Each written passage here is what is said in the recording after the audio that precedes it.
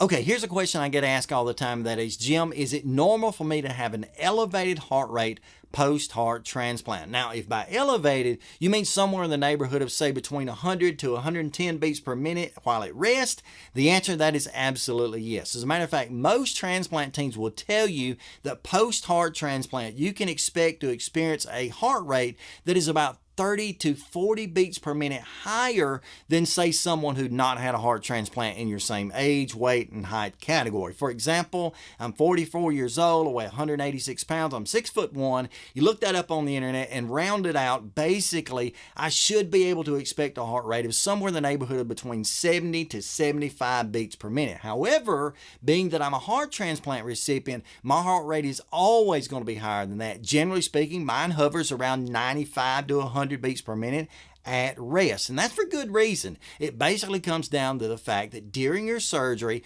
as they were removing your old heart, placing the new one in during the transplant process, they had to cut the vagus nerve. Now, the vagus nerve, if you look that up, it's responsible for a ton of things in your body, including both regulating your body temperature as well as your heart rate. Okay, so basically what happens post-transplant, because that vagus nerve has been severed, you don't necessarily have that same function. So your body's quickly trying to learn, trying to adapt, trying to kind of come up with a plan B on how to regulate heart rate for you after transplant. So because of that, in general, heart rate is going to be high. Now, your doctors may give you a medication, say a blood pressure medicine, that may drop that heart rate a bit, may not have it to be noticeable, but for most of us, it's still going to be pretty noticeable. Again, mine running around 90 to 100, I totally feel that. At least I did in the beginning. It felt so much different than the heart rates I had prior to transplant, which were at rest about 40, during exercise, say about 60-ish or so. So really, I felt a tremendous difference post-transplant, and to be honest with you,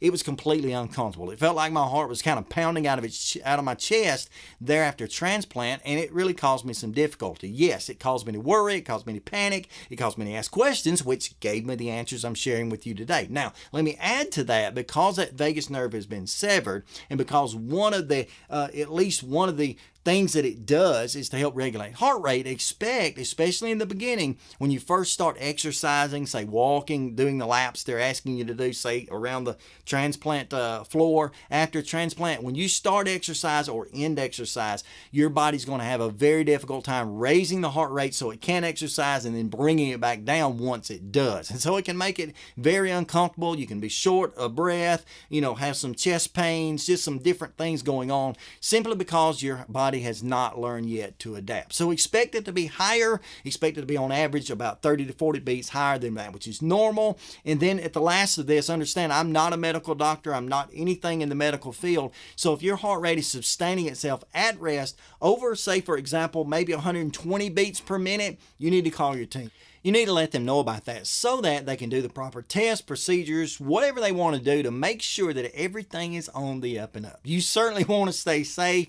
You want to be cautious. You want to be getting to know your new body. You want things to be right. So certainly do not even hesitate. Let your team know if you're sustaining a resting heart rate, say above 120 beats per minute. But anyway, otherwise, if you're in that 90 to 100 range, don't sweat it. Don't panic. You're going to be just fine. Thank you so much for joining me today. I hope that you found this program helpful. If you have, hit that big like button. Consider subscribing today. Share this out to someone who can help, and check out some of these videos I have popping up here in just a moment. Maybe some of them will also be beneficial to you. But anyway, until next time, stay stronger, friends.